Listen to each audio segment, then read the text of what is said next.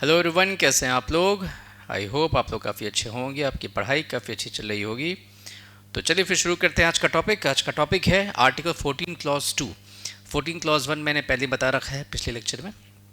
जो लोग भी आज जुड़ रहे हैं पहली बार, जाइए पीछे के भी लेक्चर्स को देखिए आराम से। बहुत डिटेल में सारी चीज़ों को यहाँ पे एक्सप्लेन किया जा रहा है। तो आज का टॉपिक क्या है? इक्वल प्रोटेक्शन ऑफ लॉज, यानी हिंदी में इसे लोग कहते हैं कानून का समान संरक्षण। क्या है आइए देखते हैं। स्टेटमेंट देखिए, ये कहता है equality of treatment under equal circumstances. इसको हम लोग ज़रा एक एग्जाम्पल से समझेंगे। देखिए जैसे यहाँ ये थेफ्ट केस स्टडी। जैसे मान लीजिए कि सपोज एक कोई सपोज चोरी कर रहा है कोई इंसान, कोई व्यक्ति, और वो हैबिचुअल ऑफेंडर है ना, वो एक्सपर्ट है, वो बहुत दिनों से किए चला जा रहा है ऐसा, ये क्राइम बहुत दिनों से वो किए चला जा रहा है। एक केस तो ये हो गया। दूसरा केस हो गया कि सपोज एक व्यक्ति ने चोरी की पहली बार, और उसका कारण ये था कि वो 4 दिनों से भूखा था, 4-5 दिनों से उसने कुछ खाना नहीं खाया था। मान लीजिए ही वॉज लाइक स्टार्विंग। तो दोनों केसेस में थोड़ा डिफरेंस हो गया। थेफ्ट तो दोनों केसेस में हुआ है, दूसरे केस में भी भूख के कारण उसने चोरी की, और फर्स्ट केस में उसने चोरी की बिकॉज उसकी वो आदत है, उसने उसको अपना बिजनेस बना लिया, बिजनेस। तो दोनों केसेस में एक फ़र्क दिखता है, फंडामेंटल एक फ़र्क है। तो इस वजह से कानून जो है वो भी इस चीज़ को कंसिडर करता है कि सरकमस्टांसेस क्या था ये बताइए, और सरकमस्टांसेस यानी परिस्थिति के अनुसार ट्रीटमेंट दिया जाएगा। परिस्थिति के अनुसार यानी equal treatment under equal circumstance की बात करता है इक्वल प्रोटेक्शन ऑफ लॉस। मैं आपको एक और देता हूँ एग्जांपल। रिजर्वेशन की बात कीजिए।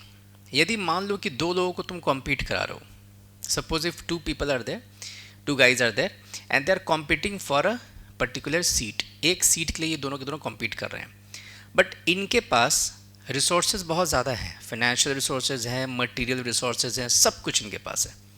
इनके पास कुछ नहीं है, बहुत अभाव है। दे आर लाइक वेरी, मतलब बहुत नीचे है ये, सोशली भी, एजुकेशनली भी, इकोनॉमिकली भी बहुत नीचे है ये। तो क्या ये कंपटीशन का कोई मतलब बनता है? यानी कि आपने ट्रीटमेंट तो दिया ही नहीं इक्वल, क्योंकि सर्कमस्टांसेस इक्वल थे ही नहीं।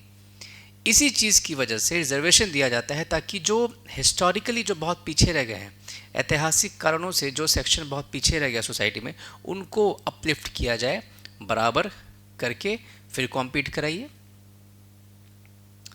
तो ये आपको जो प्रोविज़न है ये दिया जाता है कानून का समान संरक्षण के अंतर्गत, which is equal protection of loss, जहाँ पे ट्रीटमेंट आपको इक्वल दिया जाएगा अंडर इक्वल सर्कमस्टांसेस। क्लियर है कि पहले सर्कमस्टांसेस को इक्वल कीजिए और फिर इक्वल ट्रीटमेंट आप कीजिए, या आप ये भी कह सकते हैं सर्कमस्टांसेस के हिसाब से उसके साथ व्यवहार कीजिए, ट्रीटमेंट उसी हिसाब से दीजिए।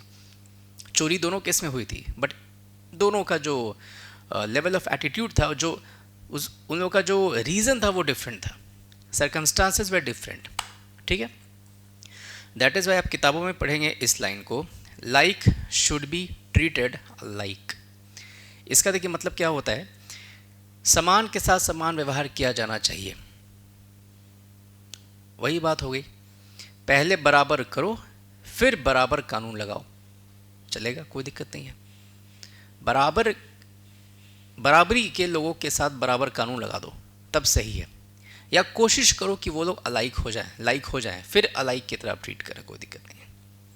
तो this is a positive concept. यहाँ पे कुछ करने की बात की जा रही है कि भाई इक्वल ट्रीटमेंट देना है, लाइक को अलाइक ट्रीट करना है। तो this is a positive concept. On the other side, equality before law was a negative concept. ये मैंने लास्ट लेक्चर में आपको बहुत अच्छे से मैंने एक्सप्लेन किया। तो ये मतलब होता है equal protection of the laws या ऑफ लॉज का, the treatment and equal circumstances. आपको बस दो देखिए, बस यहाँ कीवर्ड याद रखना है, ट्रीटमेंट और सर्कमस्टांसेस। कुछ थर्ड पॉइंट आपको याद रखने की ज़रूरत नहीं है, बाकी सब के सब बस पढ़ने वाली चीज़ है। और ये कौन से आर्टिकल में आता है मैंने कल एक्सप्लेन किया था, वैसे मैं लिख देता हूँ फिर से। आर्टिकल 14 क्लॉज 2 के अंतर्गत ये आता है। ठीक है, तो ये था आपका 14 क्लॉज 2। अब जो नेक्स्ट टॉपिक होगा वो होगा रूल ऑफ लॉ, वो मैं आपको समझाऊंगा अच्छे से। एबीडाइसी का कॉन्सेप्ट है, उसमें 3 क्लॉजेज हैं, थर्ड क्लॉज किस तरह से अलग है भारत में, ये मैं सब आपको एक्सप्लेन करूंगा, but will have to wait for that, for like understanding that particular topic. तो कल मिलते हैं फिर नेक्स्ट टॉपिक में, which is your equality before law. आराम से पढ़ें, स्वस्थ रहें, व्यस्त रहें, मस्त रहें, शेयर करें, सब्सक्राइब करें, लाइक करें और जम के पढ़ें, बिकॉज क्वालिटी एजुकेशन यदि आपके पास एक बार ढंग से आ जाए, एक बार यदि आप ढंग से पूरे जीएस को पढ़ लेते हैं, फिर आपके जो जर्नी है ना वो बहुत इजी हो जाती है। ठीक है, द सौंदी क्लासेस आपके साथ हमेशा खड़ा है आपकी जर्नी को इजी एंड इंटरेस्टिंग बनाने के लिए। Okay, so thank you, have a good day, keep learning and keep enjoying these lectures. Thank you.